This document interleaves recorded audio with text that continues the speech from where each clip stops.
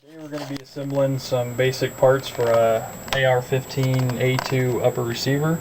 Right now we've just got it spread out here. We've got a 16-inch barrel with an M4 cut in it, a gas tube roll pin, the front A2 sight assembly with the taper pins for that, the front handguard retainer, the delta ring assembly, which I've already assembled here. It's got the handguard retaining ring, the barrel nut, the spring assembly with the snap ring holding the spring in place here. And then we just have a standard A2 AR upper receiver there.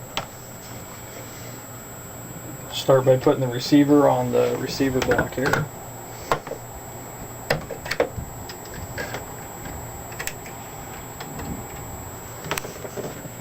Take the barrel, put the delta ring barrel nut assembly over it, and we're going to fit that into the upper receiver nice and tight. There's a little pin here that locates it in a notch so that the barrel is straight up and down, so when you put the front sight on there it'll be in line with the sight plane on top of the receiver there. Tighten the nut. We're going to want to put a little bit of grease onto the surface here.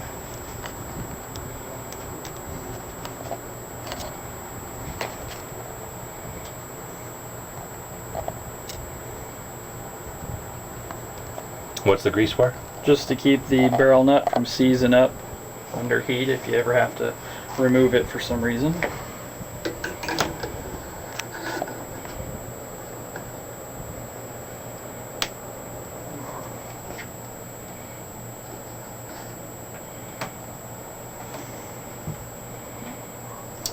Usually threads on a little bit farther than that by hand.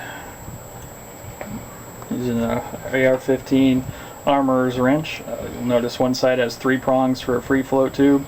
This side has a whole bunch of ridges that fit in with the notches on the factory barrel nut.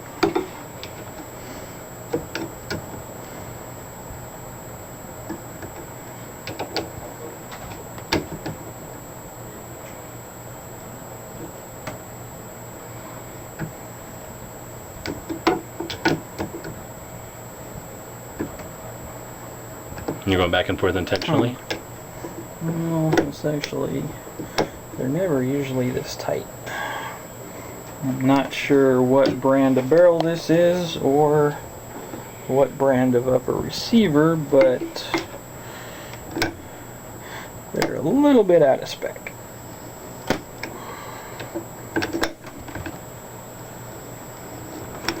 So some brands will match together better and tighten quick, easier? Yes.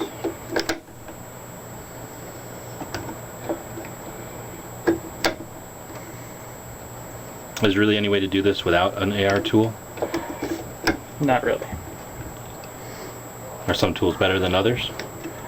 A little bit. I kind of prefer this tool here over, say, a tool like one of these, which is more of a military style, because the handle kind of tapers and it's just a little bit harder to grab onto, whereas this one's a nice, smooth, rounded surface, so it's a little bit more comfortable to use. How do you know when it's all the way on? The nut will bottom out usually kind of towards the ends of the threads here, and then it should get pretty snug, and then you'll have to line up where the gas tube goes through into the hole in the front of the upper receiver there. So the difference between high quality and lesser quality parts would be this type Definitely. of situation? In a normal high quality AR, if we were assembling a Colt or LMT or something for a customer, this would probably go this tight, if not tighter, by hand, and we wouldn't have to use a wrench to crank it on this far. And you're having to push the delta ring back out of the way for the wrench to engage? Yeah, it's spring loaded on there to hold the handguards in, so you just kind of have to push it out of the way to get the wrench on, and then hold the wrench in place so it doesn't push it off.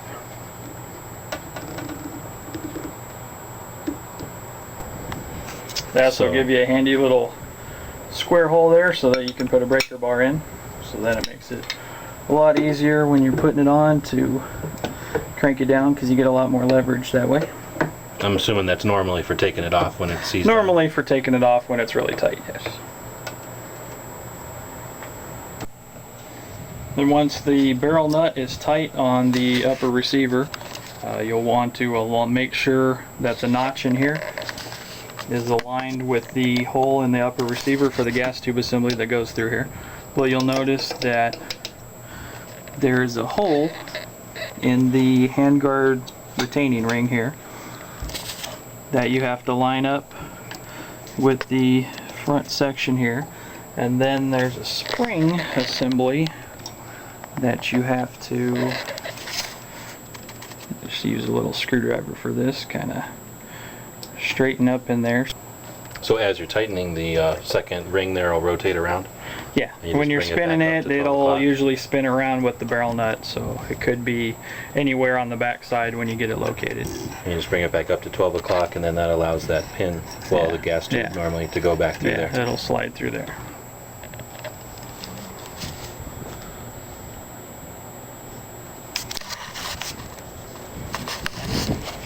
And I usually take a look from the back side of the receiver through the hole and see how much engagement there is on either side to know if this part up front here is centered in the hole back there. Once you have that assembly all straight for the gas tube, you're going to want to put the forward handguard retaining ring. It's kind of a bevel to it and a lip on this side, and the lip captures the front edge of the handguard, so you'll want to put that lip facing the rear of the weapon. And it just slides up against that stop right there on the barrel. Make sure the little hole for the gas tube is facing up. Then there's a couple of ways you can go from this point. You can either install the gas tube into the front sight assembly prior to putting it on the weapon, or you can install the front sight assembly onto the barrel and then snake the gas tube in past it and then bring it back in and install it. For these purposes right now, we're just going to install it before we put it into the gun. Sometimes it can be a little easier this way. Just want to slide it in until the hole in the gas tube lines up with the small gas tube roll pin hole in the front sight there.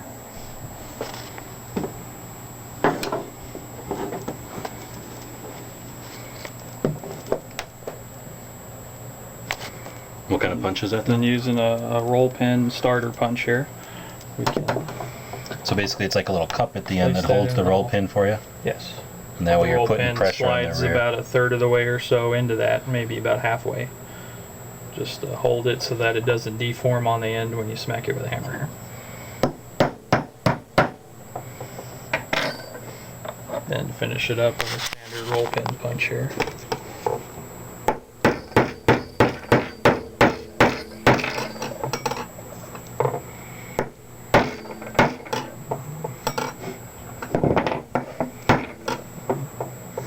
You kind of gonna put that about flush with that side, and then when you roll it over, it should be pretty close to being flat with this side also. They do make a little block here that you can put this in to do that. Sometimes without a barrel assembly in there, it'll move around a little bit without it, but it works just as good putting it on a flat surface if you have to.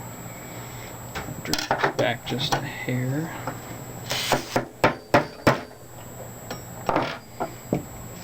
So that way the pin is flush on both sides there.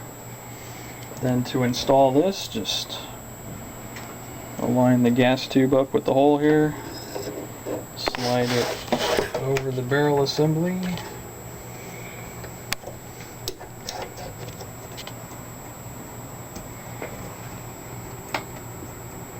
and sometimes it's a little snug up here and you just have to give it a little wrap with a mallet.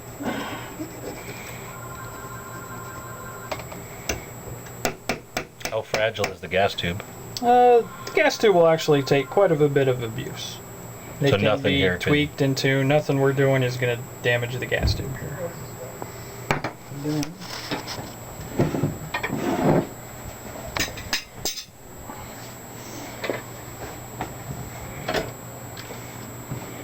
Now it's a little bit easier to put the pins into the gas block assembly. You can just lay it down into the gas block here. It's a little crooked because it's still got the receiver block on there. And this was something that acts as a lower receiver you pin it in just like you would pin an upper to a lower, but this sits in the vise so that you can torque on everything. You can torque on it, you can mount optics, work on the rear sights, and you don't have a assembly like this that clamps around it. That pretty much prohibits you from working on the top end of the receiver once this is clamped onto it. But that type gives you more ability to torque if you had to really torque the barrel off. Yeah, if you really had to torque it, this would offer a little bit more support than this, where this just has a little small section that goes up in there with 2 pins that I'm sure you could shear it if you had enough torque on it. So mostly for taking off stubborn barrels? Yeah, this would probably be a little better if you had a real tight barrel that you couldn't get off and you had to heat it with a torch and break it loose with a breaker bar. And you just put the taper pins in the front. They're bigger on one end and smaller on the other, so they have a slight taper. So you just put the smaller end in and they'll drop in a little ways. Depending on which front side it is, who made it, sometimes they might not be a taper, sometimes they might just be a straight pin. In that case, you can put them in from either side. Sometimes they'll only go in maybe 1/8 inch, 1/4 inch or something, and you might have to start them. But these drop in there almost about halfway right now, which is good. It makes our job here a little bit easier. And I usually just use a punch that's got a nice flat end that's about the same size or a little bigger just to start these.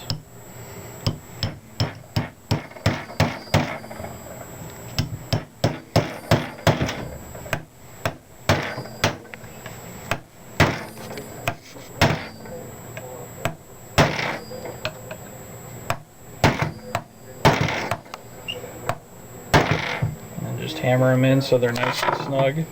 When you check the other side, they should be at least flush, or they might stick out the other side a little bit depending on how the taper pins fit in there.